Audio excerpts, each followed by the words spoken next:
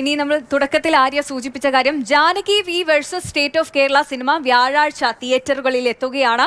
Sensor board നിർദ്ദേശപ്രകാരം re edit ചെയ്ത പതിപ്പാണ് തിയേറ്ററുകളിൽ എത്തുന്നത്. ഇന്നലെയാണ് പ്രദർശനാനുമതി സിനിമയ്ക്ക് നൽകിയത്. പ്രദീപ് ജോസഫാണ് കൊച്ചിയിൽ നിന്ന് വിവരങ്ങളുമായി ചേരുന്നത്. പ്രദീപ്, സാധാരണ ഒരു സിനിമയ്ക്ക് പ്രൊമോഷന്റെ ഭാഗമായി കുറെ ചെലവുകളൊക്കെ ഉണ്ടാകാറുണ്ട്. പക്ഷേ ഇവിടെ സിനിമ ഇറങ്ങുമോ ഇറങ്ങില്ലേ എന്നുള്ള വലിയ ആശങ്കയായിരുന്നു അതിന്റെ പിന്നണി പ്രവർത്തകർക്കുണ്ടായിരുന്നത്. അവസാനം സിനിമ തിയേറ്ററുകളിലേക്ക് എത്താൻ പോവുകയാണ്. എന്താണ് ജാനകി സിനിമയിലുണ്ടായ പ്രശ്നമെന്ന് നമ്മൾ സിനിമ സ്നേഹിക്കുന്ന, സിനിമയെ ആരാധിക്കുന്ന ആളുകൾ കൂടി നാളെ അറിയും.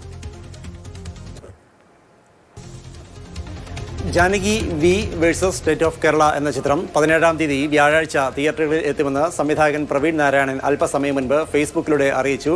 നിയമ പോരാട്ടങ്ങൾക്ക് ഇരയാകുന്ന അല്ലെങ്കിൽ നിയമ പോരാട്ടങ്ങളിലൂടെ കടന്നുവരുന്ന ജാനകി പ്രേക്ഷകർക്ക് മുന്നിലെത്തിക്കാൻ ഞങ്ങൾക്കും ഏറെ നിയമ പോരാട്ടങ്ങൾ നടത്തേണ്ടി വന്നു എന്നാണ് സംവിധായകൻ ഫേസ്ബുക്കിൽ കുറിച്ചിരിക്കുന്നത്.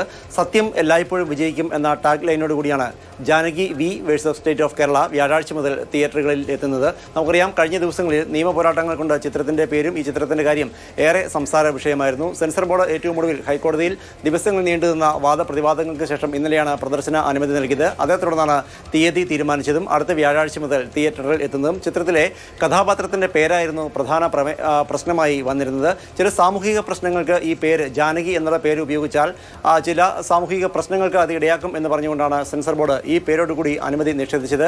ആദ്യഘട്ടത്തിൽ 96 വെട്ടിത്തിരുത്തലുകളാണ് അല്ലെങ്കിൽ 96 വെട്ടലുകളാണ് സെൻസർ ബോർഡ് നിർദ്ദേശിച്ചിരുന്നത്.